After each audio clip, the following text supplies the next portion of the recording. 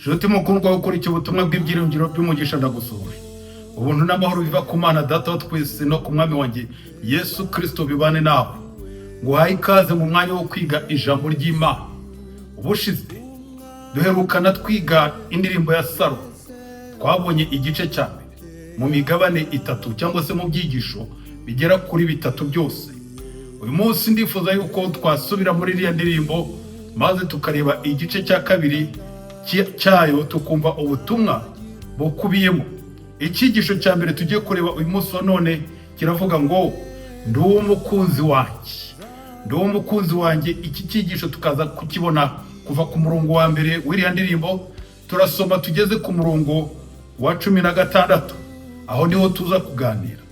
Maze ubutaha tuzakomeza tureba n'indi mirongo cyangwa se n'igice cya gatatu. Nyuma y'uko Rusiferi yirukanywe mu ijuru, yirukanywe amaze gutsindwa intambara ikomeye yarahanganyemo na Kristo, yoherejwe ku isi abariho akomereza urugamba. Igitero cya mbere cye yakigabye ku muryango, yakigabye ku rugo rushya Imana yari imaze kurema. Icyaha cyatangiriye mu isi, mu by'ukuri gitangire mu muryango, gitangiye hagati y'umugabo n'umugore. Isi yabonye ishyano, isi yabonye amakuba, bitangiriye mu muryango. Kuva icyo gihe kugeza nanone Satani yagiye agaba ibitero byinshi cyane ku bashakanye, ku mugore n'umugabo, ku muryango, agamije kuwusenya kugira ngo aburizemo umugambi Imana yari ifite wo kororoka abantu bakuzura isi maze bakayitegeka. Uko niko byagiye bigenda, uko ibihe byagiye bisimburana, ibitero bya Satani byagiye byiyongera. Yagiye asenya ingo nyinshi, n'uyu munsi wa none aracyazisenya, n'uyu munsi wa none aracyababaza imiryango myinshi cyane. Muri ibi bihe biheruka yakajije umurego, uyu munsi wa none turimo turumva za gatanya zikabije kuba nyinshi, arimo aragenda asenya ku buryo bukabije cyane. Ariko se birashoboka ko umuntu yagira urugo ruzima muri iyi si imeze itya? Muri iyi si za divorce zisa naho ari ikintu kigezweho? Reka tubirebe. Abanyarwanda baravuga ngo umwana apfa mwiterura. Ibintu byose burya mu by'ukuri biba byatewe n'uburyo byatangiye. Ese ubundi ingo ziba zaratangiye gute? Zirinda zisenyuka byagenze gute ubwo zatangiraga? Reka uyu mwanya rero tugerageze kwibuka uko ingo zagiye zitangira. Nshuti wo muri aka kanya, niba wubatse urugo cyangwa se niba warigeze kubaka urugo, reka dusubiza amaso inyuma tujyane nawe muri uru rugendo, twibuke uko byatangiye. Igihe mu by'ukuri mwamenyanaga n'uwo mwashakanye cyangwa se n'uwo mwari mwarashakanye, byari bimeze bite? Birashoboka ko mu by'ukuri ushobora kuba utakibyibuka kubera ko hashize igihe kirekire cyane. Birashoboka ko udashobora kwibuka umunsi, ushobora kutibuka itariki mwamenyaneho ndetse n'aho mwahuriye, ariko akenshi aho mwahuriye biragoye kuba wahibagirwa. Uko byamera kose hari ibintu udashobora kwibagirwa. Ese byari bimeze bite? Ese imyaka ya mbere y'urugo rwanyu cyangwa se y'urugo rwawe uwo nkurikiye muri aka kanya yari imeze ite? Reka tujyane muri ino ndirimbo ya Salomo igice cya kabiri. Haravuga ngo ndi nk'abasereti y'Isharoni n'umwangange wo mu bibaya, nk'akarungu mu mahwa, niko umukunzi wanjye ameze mu bakobwa. Nk'umutapuwa mu biti byo mu ishyamba, niko umukunzi wanjye ameze mu bahungu. Nicaye mu gicucu cye nezerewe cyane, amatunda ye yarandyoheye. Yanjyanye mu nzu y'ibirori, n'ibendera rye ryari hejuru yanjye, niryo rukundo. Nimumpembuze n'imbuto z'uruzabibu, mundamishe amatapuwa, kuko urukundo rusabye. Ukuboko kwe kw'ibumoso kuranseguye, n'ukuboko kwe kw'iburyo kuramfumbase. Mw'abakobwa b'i Yerusalemu mwe, mbarahirije amasirabo n'impara zo mu gasozi, ntimukangure umukunzi wanjye ngo abyuke kugeza igihe abyishakira. Reka dusimbuke tugere ku bice bikurikiraho. Ijwi ry'umukunzi wanjye dore araje, asimbuka mu mpinga y'imisozi miremire, asimbagurika ku misozi. Umukunzi wanjye ameze nk'isirabo cyangwa umucanzogera w'impara. Dore ahagaze inyuma y'inkike yacu, arebera mu madirishya, agaragarira hagati y'imbariwe. Umukunzi wanjye atangira kuvuga, arambwira ati, haguruka mukunzi wanjye mwiza, ngwino tujyane. Dore itumba rirashize, imvura imaze gucika, uburabyo butangiye kurabya ku isi, igihe cyo kurwigira kw'inyoni kirageze, kandi ijwi ry'intungura ryumvikanye mu gihugu cyose. Umutini weze imbuto zawo z'umwimambere, kandi inzabibu zirarabije, impumuro yazo nziza iratamye. Haguruka mukunzi wanjye mwiza, ngwino tujyane. Numa yanjye we, uri mu mitutu y'urutare no mu bishumiko byo mu bihanamanga, reka ndebe mu maso hawe, numve n'ijwi ryawe, kuko ijwi ryawe ari ryiza n'uburanga bwawe bukaba buhebuje. Mudufatire ingunzu, bya byana by'ingunzu byonona inzabibu, kuko inzabibu zacu zirabije. Umukunzi wanjye n'uwanjye ubwanjye, nanjye nduwe, aragirira mu myangange kugeza mu mafu ya ni munsi izuba ricyenda. Garuka mukunzi wanjye, umere nk'isirabo cyangwa umucanzogera w'impara mu mpinga y'imisozi y'i Beteli. Ngaya magambo tugiye kuganiraho muri aka kanya ni igisigo gikomeye cyane, ariko se gisobanuye iki? Imana yanjye idufashe kugira ngo tubashe kugisobanukirwa. Reka muri aka kanya tubanze duha Imana icyubahiro, tuyambaze. Uwera Mana y'ukuri, Imana ishobora byose, izina ryawe ryubahwe. Turagushimiye cyane kubw'uyu mwanya mwiza uduhaye kugira ngo tubashe kuganira kuri aya magambo y'iyi ndirimbo ya Salomo. Turagusaba kugira ngo utubashishe kumva ubutumwa buyikubiyemo, ubutumwa bugenewe abakundana, ubutumwa bugenewe abashinze ingo, abubakanye, kugira ngo babashe kuvugurura umubano wabo, ubeho nk'uko ubishaka, ubeho nk'ijuru rito, nk'uko wabigenje, nk'uko wabyifuzaga ubwo wahangaga umuryango wa mbere. Ngwino rero tuyobore mu izina rya Yesu niko dusenze, amen.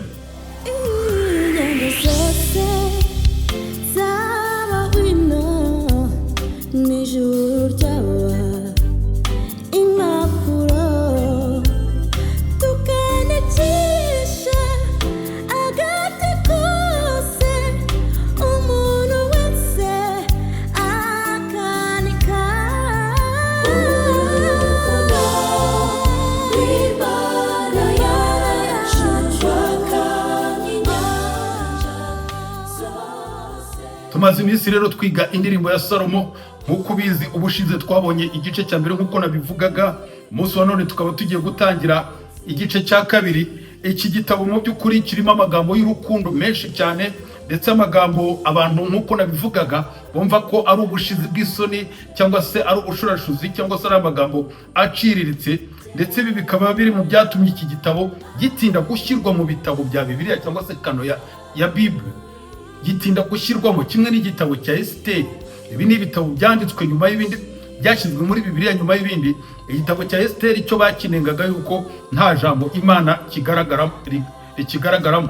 Iki ngiki rero babonaga yuko mu by'ukuri kirimo amagambo mu by'ukuri y'urukozasoni, ariko nyuma yo kucyitegereza, nyuma yo kugisuzuma neza, baje gusanga kivuga ku mubano w'Imana, ku mubano w'abashakanye, umugabo n'umugore, ukaba ushushanya umubano w'Imana n'ubwoko bwayo, cyangwa se umubano w'urukundo uri hagati y'Imana n'ubwoko bwayo n'abantu bayo. Indirimbo ya Salomo rero isubiza ibibazo byinshi abantu bagiye bibaza kuva kera kose. Ahangaha rero reka twumve uko byari bimeze. Umugabo n'umugore bavugwa hariya nk'uko twabibonye mu gice cya mbere, ni umwami Salomo n'umukobwa wa Farawo Siyamoni, umwami wa Egiputa, wategetse muri 978 kugeza muri 959. Uyu akaba wari we wabaye umugore rukumbi wa Salomo igihe kigera ku myaka 20 yose. Iki gihe Salomo yari akiri muzima, yari atarararuka, araruwe n'abagore benshi ndetse n'ibigirwamana. Mu bagore 700 Salomo yashatse, ndetse n'inshoreke ze zigera kuri 300. Uriya niwe wenyine, uriya mukobwa wa Farawo niwe yahimbiye iriya ndirimbo tubona hariya. Iriya ndirimbo yanditswe rero mu myaka y'igice cya mbere cy'ingoma ya Salomo, ahagana muri 950 mbere ya Kristo. Mbere yuko agwa rero nk'uko maze kubwira, akaba ariho yayanditse.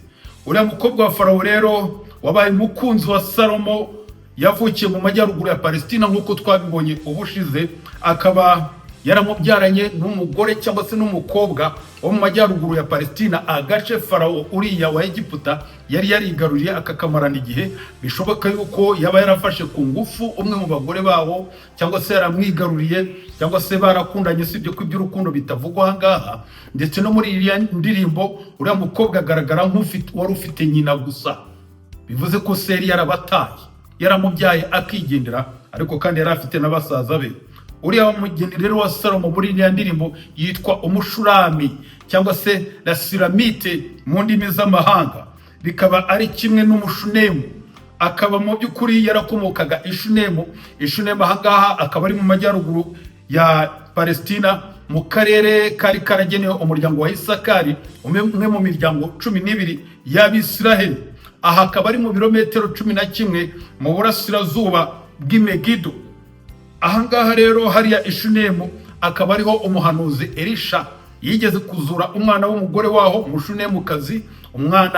Umugore yari yarafashije akabasha kubona urubyaro kubw'isengesho Elisa yamusabiye. Uyu mwana akaza gupfa, ndetse Elisa akaza kohereza umugaragu we Gihazi ngo agende mukozeho agakoni, umwana arazuka. Umwana ntiyazuka, ariko nyuma yaho umwana yaje kuzuka. Hariya Ishunemu kandi ni naho hakomokaga umugore wa nyuma wa Dawidi, umukobwa bamushakiye amaze kugera mu zabukuru, witwaga Abishagi w'Ishunemu. Ibi twarabibonye mu cyigisho cy'ubushize, cyangwa se mu byigisho byatambutse, ndimo ndagerageza kukwibutsa. Uyu munsi rero wa none hariya Ishunemu hari umudugudu witwa Sholemu. Nubwo iriya ndirimbo yose ivuga ku nkuru y'urukundo rwa Salomo n'uriya mukobwa wo mu majyaruguru ya Palestina, uwo Salomo yashatse bivuye ku rukundo, kuko abandi bose yapfaga gushaka bariya magana angahe bose, cyangwa se hafi 1999 yapfaga kubashaka gusa byo gushaka. Iriya nkuru rero ni imfashanyigisho nziza igaragaza urukundo Kristo afitiye itorero rye, urukundo Kristo afitiye wowe nanjye. Iyi ndirimbo ya Salomo abayuda bayifataga nk'indirimbo iruta izindi zose, ndetse n'indirimbo iruta izindi 1000 Salomo yahimbye, nk'uko twabibonye ubushize, kuko yahimbye indirimbo zigera ku 1500 n'imigani 3000. Aha ngaha rero turakomeza dusoma umurongo duhereyeho w'iki gice cya kabiri. Ni umugeni ukomeza kuvuga, ni nawe twasorejeho mu gice cya mbere. Aravuga ngo ndi nka Habasereti y'Isharoni n'umwangange wo mu bibaya. Uno umugeni ubivuga. Aha ngaha umugeni wa Salomo yari arimo ahamya inkomoko ye iciye bugufi, ko akomoka ahantu haciye bugufi. Avuga ko adakwiriye mu by'ukuri ko atarakwiriye kuba mu ngoro ya cyami, gushaka mu ngoro ya cyami, kuko ari ururabo rwo mu gasozi. Nicyo yashakaga kuvuga hariya, mu giturage, ko akomoka mu giturage cya kure.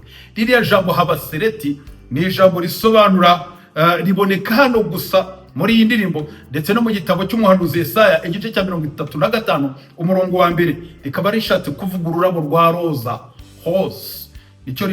Nicyo Habasereti bishatse kuvuga. Yashatse kuvuga ko ari rose, ari ururabo rwa roza rwo ku gasozi, rwo mu giturage. Naho Isharoni hariya yavugaga akomoka, yashakaga kuvuga ko ari mu gisambu, ku gasozi, mu kibaya, ariko mu buryo bwa nyabwo, cyangwa se mu buryo busanzwe. Hariya Isharoni ni ku nkengero, ni ikibaya cyari giherereye ku nkengero y'inyanja ya Mediterane, kikaba cyari kiri mu majyepfo ya Yopa, no kuvuga Jaffa. Aha ngaha akaba ari munsi, ari mu majyepfo y'umujyi wa Tel Aviv, kapitali ya Isiraheli, kandi nanone akaba ari na hagati, ari no mu majyepfo y'umusozi wa Karumeli. Mu kuvuga ngo cyangwa umwangange, cyangwa se umwangange wo mu kibaya. Uriya mugore ntabwo mu buryo buciye bugufi yigaragazaga nk'ururabyo rusanzwe. Ntabwo yavugaga ati ndi ururabo rusanzwe rwo ku gasozi, oya. Ahubwo agaragaza kwizera ko yari yiyiziho ubwiza rwose, yigereranya na ziriya ndabyo ebyiri. Umwangange ni iki? Umwangange nazo ni indabyo zo ku gasozi, ni uturabo twiza cyane twera ku gasozi cyangwa se mu bibaya, ariko tujya gusa n'amaroza natwo, ni uturabo twiza cyane. Nawe yigereranyije n'ururabo rwa roza ndetse n'umwangange nanone, izo ndabyo cyangwa se umwangange, izo ndabyo uko ari ebyiri. Ni ukuvuga ngo yigereranyije na ziriya ndabyo ebyiri zishushanya ubwiza muri Bibiliya. Izo ndabyo rero akaba ari Habasereti n'umwangange. Isomo rya mbere tubona ahangaha muri iyi ndirimbo, muri iki gice cya kabiri cy'indirimbo ya Salomo, ni ukwigirira icyizere. Umuntu agomba kwigirira icyizere. Niba nkurikiye uri umudamu cyangwa se uri umugore, ugomba kwigirira icyizere, kuko no mu buzima busanzwe umuntu agomba kwigirira icyizere. Hariho abantu batigirira icyizere, ugasanga umuntu ntizera ko uwo bashakanye bakwiranye, akumva ko mu by'ukuri ari uwo hasi cyane, batari bakwiranye, batari bakwiriye gushakana. Ahari yenda ntiyigirire icyizere bitewe n'inkomoko yo hasi iciriritse, yenda akaba yarashakanye n'umusore uva muri famiye cyangwa se mu muryango wo mu rwego rwo hejuru, mu cyiciro cyo hejuru, umuryango ukomeye, we yenda akomoka mu muryango wo hasi, cyangwa se akaba yarashakanye n'umukobwa mu muryango ukomeye, we ava mu muryango wo hasi uciriritse, akumva ko badakwiranye. Ibyo bigatuma yisuzugura, ntiyigirire icyizere. Uriya mukobwa wa Salomo, uriya mugeni wa Salomo, isomo aduha uyu munsi wa none ni ukwigirira icyizere inkomoko waba ufite iyo ari yo yose.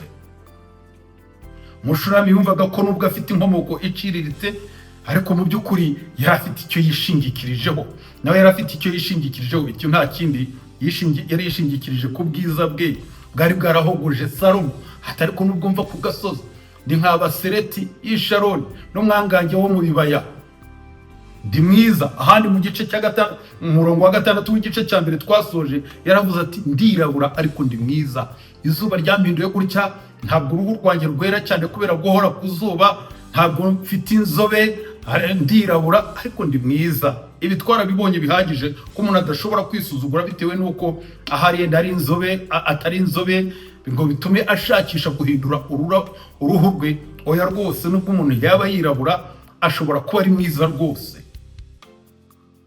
Ariko kandi harimo n'abakunda abirabura, uruhu rwirabura, usibye ko atari benshi cyane, atari kenshi. Abantu benshi baba bashaka kugira uruhu rwera nk'urw'abazungu. Hariho kandi abantu batagirira icyizere abandi, ni ukuvuga batizera abandi. Kenshi burya abantu batizera abandi, batagirira icyizere abandi, babiterwa no mu by'ukuri no kutigirira icyizere nabo ubwabo. Nta kintu kibi mu by'ukuri nko kwitakariza icyizere, kuko ugitakaza no mu bandi. Kuko umuntu utigirira icyizere we ubwe ntashobora no kukigirira n'abandi. Umuntu utiyizera we ubwe ntashobora no kwizera n'abandi. Uzasanga rero abantu mu by'ukuri bajya batekeshanya icyizere, ugasanga bamwe mu bashakanye, umwe mu bashakanye aratesha mugenzi we icyizere, ahora amubwira amakosa ye, aho amubwira aho afite intege nke, aho afite weakness, aho afite faiblesse, aho afite intege, aho afite amubwira mu by'ukuri inenge ze. Ibyo bintu ntabwo ari byiza rwose, kuko ibi bintu bishobora kwangiza mugenzi wawe, bishobora kwangiza uwo mwashakanye, akitakariza icyizere. Ugasanga umuntu arahora abwira undi, amubwira ati ariko nagushatse ndeba hehe, uri mu bipe. Cyangwa se agahora amubwira ati ariko urabyibushye, mana yanjye, reba ukuntu usigaye ungana, reba ukuntu umeze. Cyangwa akamubwira ati uri umuswa, ariko nta bwenge ugira. Uramubwira ko nta bwenge agira. Ugasanga umugabo yenda arabwira umugore ko nta bwenge agira, cyangwa se n'umugore akaba yabitinyuka, usibye ko atari kenshi. Ibyo byose rero, ibi bishobora kwangiza mugenzi wawe, bigatuma yitakariza icyizere. Cyane cyane ndetse no ku bana bijya bibaho ko ababyeyi bashobora gutuma abana bitakariza icyizere, yenda bababwira amagambo babacecekesha, bababwira amagambo abasuzuguza, uri gicucu, nta bwenge ugira, n'ubu umugabo uzambwire nzaba ndeba hazaza hawe. Ibintu nk'ibyo ngibyo, ibi byose bishobora gutuma umwana yitakariza icyizere. Reka dukomeze mu ngingo yacu. Ndagira ngo nkubwire yuko icyo turi kuganiraho uyu munsi wa none ni ingingo ivuga ngo ndi umukunzi wanjye, kandi umukunzi wanjye nawe ni uwanjye. Ni byiza rero kwigirira icyizere, kandi ntabwo umuntu akwiriye kwemera gucecekeshwa rwose, cyangwa se guteshwa agaciro n'abo babana cyangwa se uwo bashakanye. Uriya mugeni wa Salomo rero, nk'uko nakomeje kubikomozaho, ni urugero rwiza rwo kwigirira icyizere. Yari yiyiziho ubwiza, yarabigaragaje rwose.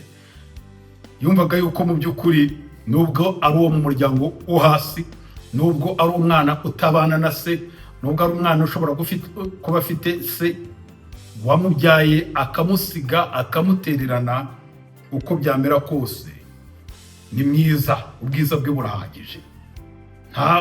Naho ubundi mu by'ukuri nta wundi muntu ushobora kukuzamurira icyizere igihe nawe utakigire rwose.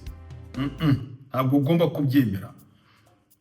Ikindi kandi nagira ngo mbwire yuko burya no gufuhirana kuba mu bashakanye biterwa no kuba umuntu mu by'ukuri yaritakarije icyizere, akumva ko byanze bikunze atari mwiza bihagije, atari umugore mwiza bihagije, ku buryo umugabo we ashobora kuba yareba abandi, yabona umugore mwiza, umugabo we ndakebutse amurebye cyangwa se amusekeye, ugasanga igikuba cyacitse, akumva yuko yakunze uwo muntu, cyangwa se yabona umugabo we, yabona umugore we hari undi mugabo asuhuje, yenda yumva ko akumva ko umugabo hari icyo amurushije, ugasanga igikuba cyacitse. Nibwo uzasanga umuntu ajya muri telefone y'abandi ya mugenzi we, nibwo uzasanga umuntu agenda acungacunga, yarambika telefone undi akaba arayibatuye, agatangira kureba ubutumwa burimo, cyangwa se abantu bahamagarana, ibintu nk'ibyo ngibyo. Ibyo byose bigaragaza umuntu utifitiye icyizere. Umuntu wifitiye icyizere, umuntu uzi ko ari mwiza bihagije, umuntu azi ko mu by'ukuri ari umugabo uhamye bihagije, ntabwo ajya mu buntu buciriritse nk'ubwo ngubwo. Oya rwose, ibyo ngibyo ni byo hasi, ntabwo agomba kubikora. Birashoboka yenda ko umuntu agenda asaza ashobora kumva yuko hari icyahindutse muri we, ariko uko byamera kose umuntu agomba guharanira ko ubwo bwiza bwe, ubwo busore bwe mu by'ukuri bushobora gukomeza kugaragarira mugenzi we, akaba yabasha kububona. Turihuta mu cyigisho, imiti yo kudasaza ni myinshi, irahari. Gusaza kuko bizaza, ariko mu by'ukuri umuntu ashobora kugenda arwanya, akaba yasunika iminsi agifite ishusho cyangwa se agifite n'akabaraga, ku buryo mu by'ukuri atageza aho yitakaza icyizere, avuga ati ubwo nashaje, buri umugore wanjye mu by'ukuri ntabwo akinyitayeho, ubwo nashaje umugabo wanjye mu by'ukuri ntazongera kundeba, azatangira kwirebera abana bakiri batoya. Ugomba kwigirira icyizere no mu myaka y'izabukuru. N'igihe umuntu mu by'ukuri yaba yarashaje, agomba gusaza yifitiye icyizere. Ngo nk'akarungu mu mahwa niko umukunzi wanjye ameze mu bakobwa. Ntabwo hariya Salomo yavugaga amahwa aba ku bimera bimwe na bimwe no ku biti, ahubwo yavugaga amahwa ubwayo.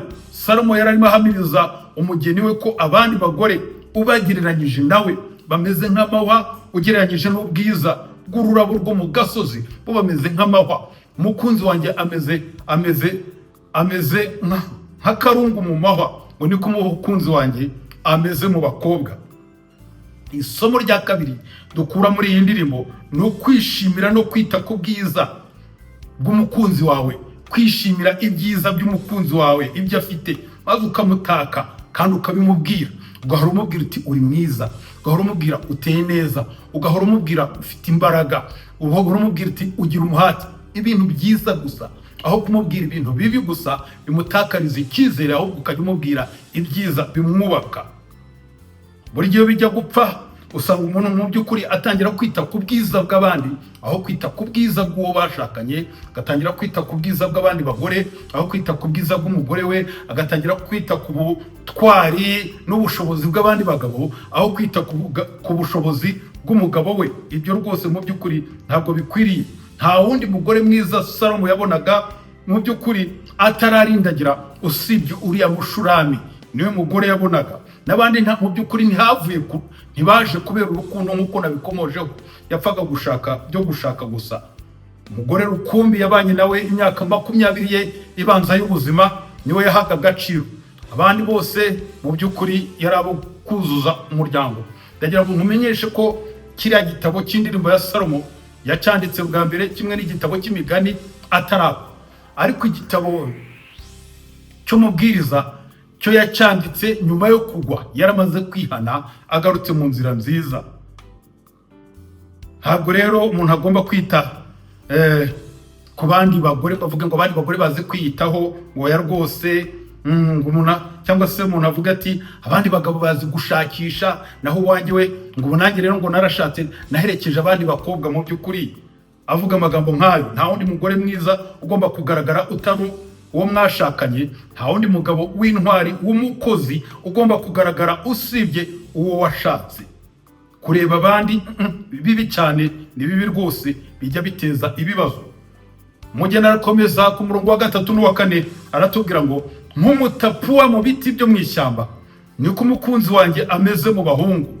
nicaye mu gicucu cye nezerewe cyane, amatunda ye yarandyoheye, yanjyanye mu nzu y'ibirori, n'ibendera rye ryari hejuru yanjye, ari ryo rukundo. Haleluya. Umutapuwa si uvugwa hariya ni umuki. Umutapuwa uvugwa hariya ni igiti cya pome, ni igiti cya apple, nicyo kivugwa hariya. Umugeni wa Salomo yaramusubije hariya amagambo y'inyuramutima, izo bita za compliment mu ndimi z'amahanga.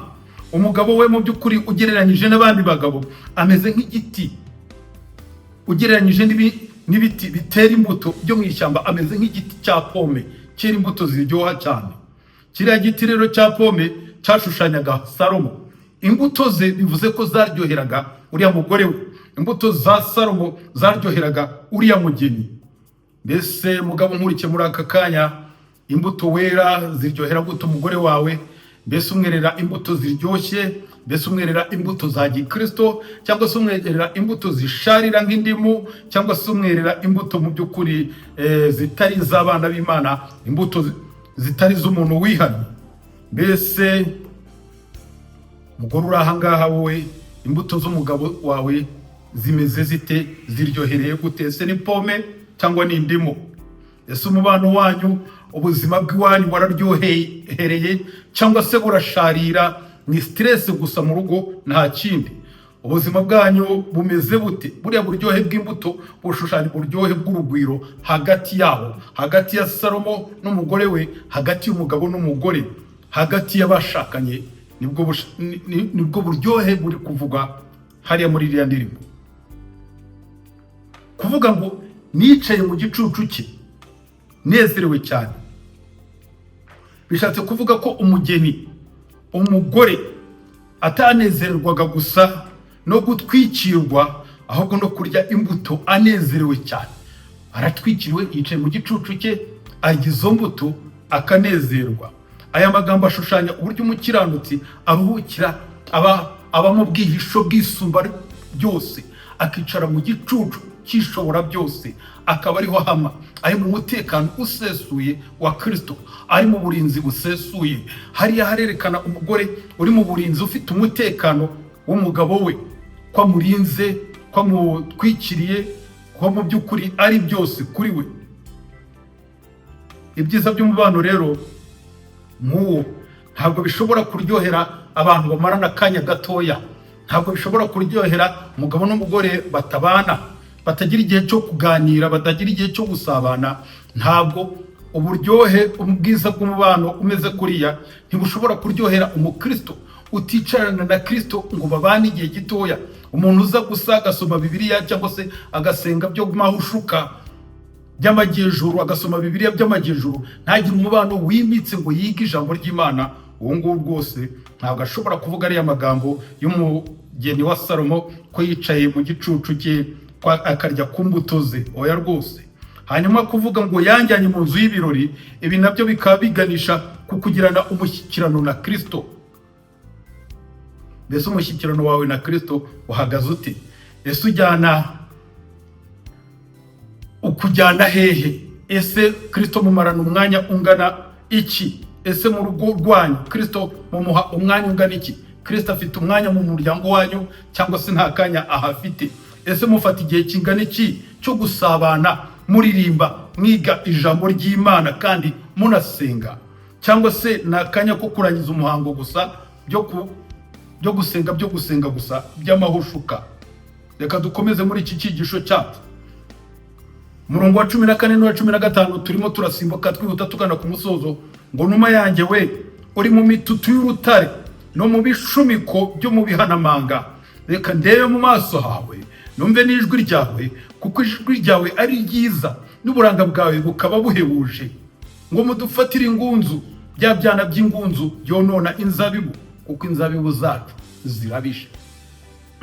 Aya magambo se ashatse kuvuga iki? Inuma yo mu rutare ivugwa ahangaha, mbere yuko tuyivugaho turebe isomo rya gatatu turi kubona ahangaha. Ni ubwirinzi bw'urukundo, kurinda urukundo, guproteja urukundo cyangwa se umutekano w'urukundo. Ahangaha tugomba kurinda urukundo rwacu. inuma yo mu butare itoranya ibihanamanga, ikaba ariho ijya kwarika icyari cyayo. Mu bihanamanga ni mu bitare, nicyo bishatse kuvuga hariya, aho abantu batazayarurira bakaba bayitwarira amagi cyangwa se bakayangiza, cyangwa se nayo ubwayo bakaba bayica. Ahantu hanamye ikaba ariho igenda igashyira icyari cyayo kugira ngo yirinde guturana n'abantu. Umuntu uzi Yeremiya mu gice cya 48 iki gitabo cye ku murongo wa 28 yanditse amagambo avuga ngo, yemwe abatuye Mowabu mwe, nimuve mu midugudu mube mu bihanamanga, mumere nk'inuma yaritse icyari cyayo ku munwa w'amasenga. Kuba mu bihanamanga hariya Yeremiya yari arimo avuga akangurira Mowabu, arimo abakangurira guhunga, bagahungira mu butayu, bagahungira mu mutekano usesuye, bakava mu bibi, bakava mu makuba. Ubusanzwe inuma ishushanya kwera no kuzira inenge. Ndagira ngo nkwibutse yuko ubwo Kristo yabatizwaga, Umwuka Wera yamumanukiye ari mu ishusho y'inuma, ndetse Yesu yabwiye abigishwa be ko bakwiriye kubaho batagira amahugu nk'inuma. Nta kintu kibi kigomba kubaturukaho, nta muntu bakwiriye guhemukira inuma, nta muntu igihemukira rwose. Ngo bagomba kwirinda amahugu nk'inuma, bagomba kwirinda ubugome bwose. Nicyo yashakaga kubabwira. Inuma rero ubusanzwe ni inyoni izwiho kuganguka, dukwiriye kumera nk'inuma. Mukobwa unkurikiye, mugore unkurikiye muri aka kanya, nkuko Salomo yahamagaye umugore we amubwira ati, inuma yanjye we, ndagira ngo mubwire yuko ukwiriye kuba inuma ku mugabo wawe, ukwiriye kuba colombe. Ma colombe niko yavugaga hariya, ubishyize mu rurimi rw'igifaransa ma fiancée. Ni ukuvuga ngo mu by'ukuri ntabwo yamucaga inyuma, ntabwo yamuhemukiraga, nta kintu kibi na gitoya yashoboraga kumukorera, yari amwizeye rwose. Inuma ntabwo ishobora guhemuka, ntishobora kubabaza, oya rwose, ntishobora gutera stress, oya rwose, ntishobora gukomeretsa umutima w'umukunzi, oya rwose, nk'uko bijya bimera muri iki gihe cya none, aho umuntu afata umutima we akawutanga akawigurira umusore, cyangwa se akawigurira umugabo we, cyangwa se umugabo akawigurira umugore, undi yazarangiza ejo akawufata akawukubita ku rutare, akawujanjagura rwose, akawumenagura, akawangiza, akavuga ati, singigukunda, singishaka kubana nawe, ndashaka gatanya, ibindi nk'ibyo byose. Ingo z'abana b'Imana rero zikwiriye kubakwa mu rutare, zikwiriye kubakwa nk'izi numa, nta kibi kigomba kuziranga rwose. Zikwiye kubakwa mu rutare kure ngo zibashe kuba mu mutekano.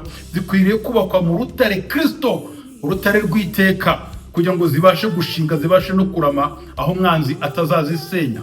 Zikwiriye kurangwa n'ubudahemuka nk'inuma, nk'uko maze kubivuga mu kanya. Naho ibyana by'ingunzu yavugaga hariya ngo mudufatire ibyana by'ingunzu byononaga imyaka nk'uko ingunzu zononaga imyaka mu gasozi cyangwa se n'imbuto, n'ibyonnyi by'urukundo, ibintu byangiza urukundo byose. Ntabwo ingunzu zizabura mu rukundo, ntabwo ingunzu zizabura mu buzima bwanyu, mu rukundo rwanyu, zishaka kurusenya, zishaka kurwangiza, zizana amatiku, zizana impuha n'ibindi byose, ntabwo bizabura rwose. Ariko Kristo yaranesheje. Igihe rero urukundo rwanyu mwarwubatse ku rutare, mu rutare, mu bihanamanga, mwarwubatse muri Kristo, mu buhungiro bwizewe bw'iteka ryose, ingunzu ntizizabura aho zinyura rwose, ntizabasha kure ngo zigereyo. Nubwo zitazabura, zizabigerageza, ariko bizazinanira rwose. Urukundo rwanyu ruzahora ruhagaze, urugo rwanyu ruzahora rushinze by'iteka ryose. Umukunzi wanjye n'uwanjye, ubwanjye nanjye nduwe. Aya niyo magambo asoza iyi ndirimbo. Aya magambo yo ku murongo wa 16 icyo ashatse kwerekana, isomo rya kane tuvana muri iki cyigisho, ni uburinganire mu rukundo n'ubwuzuzanye. Uburinganire n'ubwuzuzanye mu rukundo icyo bishaka kuvuga ahangaha. Hagomba kubaho ubwuzuzanye. Iyi ni inyingikirizo igenda igaruka mu bice bitandukanye by'iki gitabo cya Salomo, indirimbo ya Salomo. Iyi nyikirizo igenda igaruka, umukunzi wanjye n'uwanjye, nanjye nduwe. Byumvikana ko harimo kugenda no kugaruka, birumvikanisha reciprocité, cyangwa se ni reciproque, cyangwa se ni symétrique. Harimo ntabwo mu urukundo rugomba kuba sens unique, l'amour à sens unique. Urwo rukundo ntabwo rushobora kubaho rwose. Urwo rukundo rugomba kugenda kandi rukanagaruka, niko bigomba kugenda. Buri wese agomba kugira icyo atanga mu rukundo, buri wese agomba kugira icyo azana mu rukundo. Ntabwo umuntu ashobora kuba ari wishyiramo imbaraga gusa, usanga umukobwa niwe ushyiramo imbaraga cyangwa se umugabo niwe ushyira imbaraga mu rukundo, undi nta kintu yinvestisamo, nta kintu ashyiramo. Oya rwose, buri wese rero agomba kugira icyo akora, akebo kajya wamugarura. No mu mubano wacu na Kristo niko bigomba kugenda. Kristo yaratanze, atanga amaraso ye, atanga impano ihenze, atuha gift ihenze cyane, amaraso ye y'igiciro cyinshi cyane. Natwe rero icyo dusaba, tugomba kugira icyo dutanga. Icyo dusaba ni iki? Umunsi wa none aravuga ngo mwana wanjye, mu mutima wawe, aragusaba umutima wawe gusa ngo uwumuhe.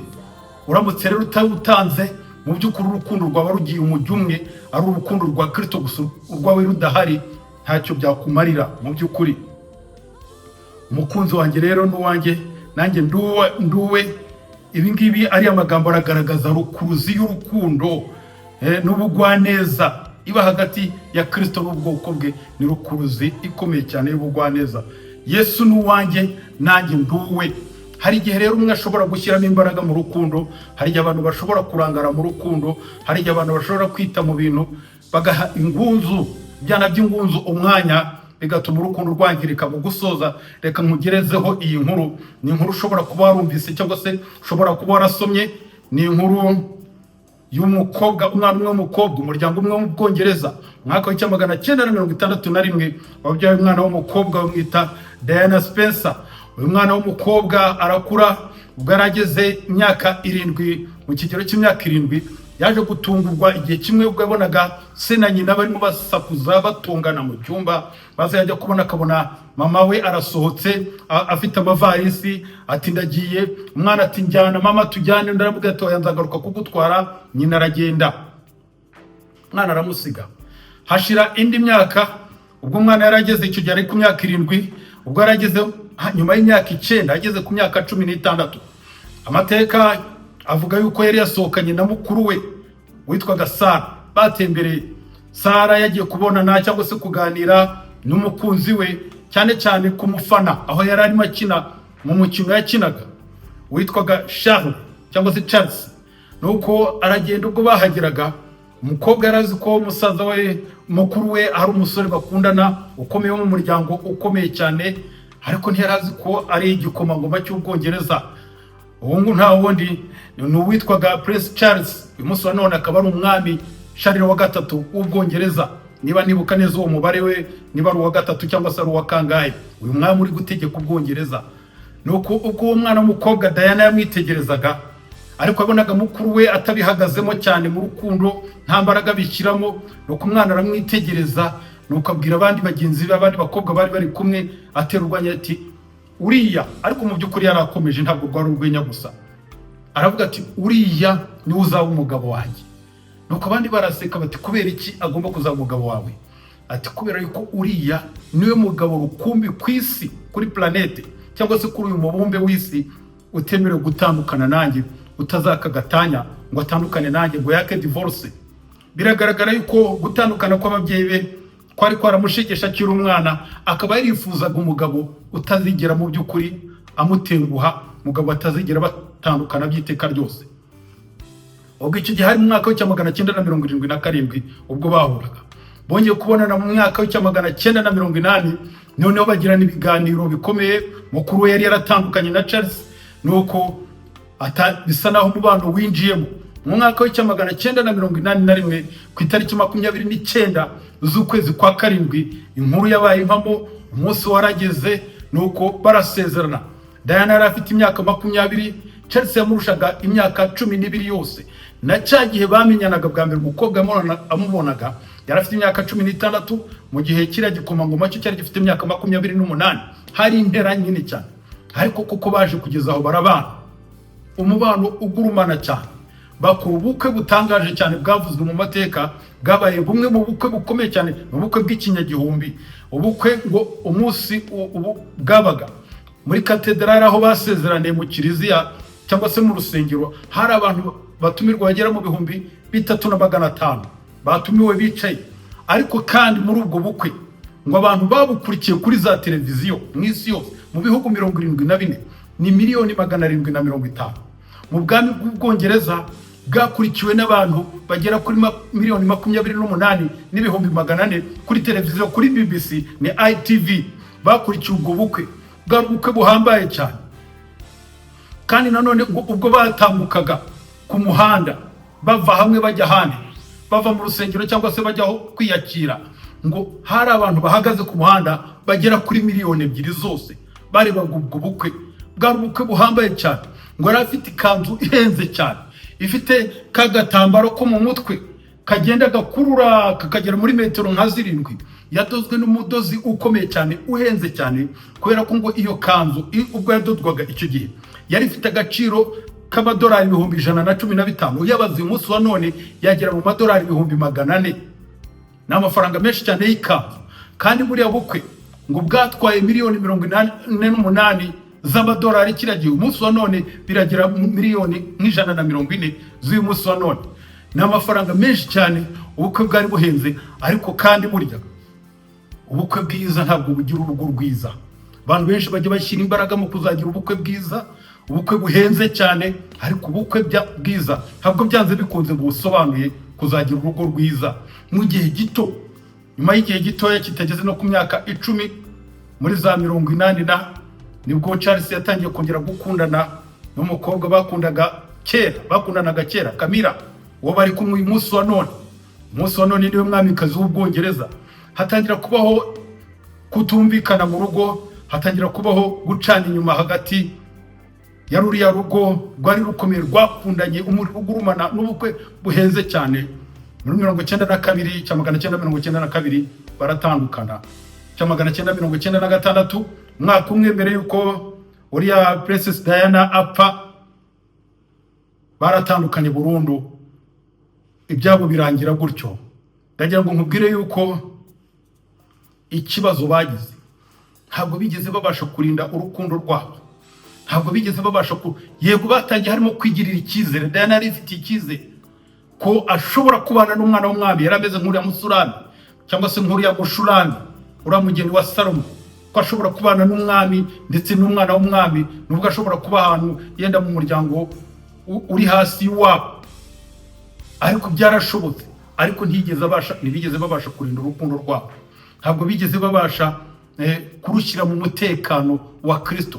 Ntibigeze bubaka urukundo rwabo mu rutare, kandi nanone ntibigeze bakomeza kumva ko umwe ari uwundi, ngo habeho ubwuzuzanye mu rukundo rwabo. Nicyo bazize. Uyu munsi wa none hari ngo nyinshi ziri gusenyuka muri ubwo buryo bwose, ariko urugo rwubatse kuri Kristo, urugo rurimo kwizera, urugo rurimo rwubatse mu mutekano ukomeye, urugo ruha agaciro ikintu cyiza mugenzi wawe afite, ubwiza afite, ibintu byose ugahora ubimubwira ubisubiramo. Birashoboka yuko igihe cyageze Charles ruriya ntakomeze kubwira Diana ko ari mwiza, byose bikageza aho bikarangira. Sinzi mu by'ukuri uko byifashe mu rugo wabo, ariko uko byamera kose ntibujuje izi nama tubona muri iri somo. Njye nawe uyu munsi wa none turiho, birashoboka ko urugo rwawe rugihagaze, birashoboka yuko utaranarushinga. Umunsi wa none ndakurangira inama zitangwa na Bibiliya kugira ngo umuntu abashe kugira umukunzi babana karamata, babashe kugira urugo ruhamye. Kandi nanone mbere ya byose twabonye yuko umubano ushushanya uvugwa ahangaha wa Salomo n'umugeni we, umubano w'umugabo n'umugore ushushanya umubano wa Kristo n'abantu be. Dukwiriye kugirana na Kristo umubano wimbitse, tukabana udatandukana, tukabana karamata. Iyi Kristo akaba uwanjye, nanjye nka wowe.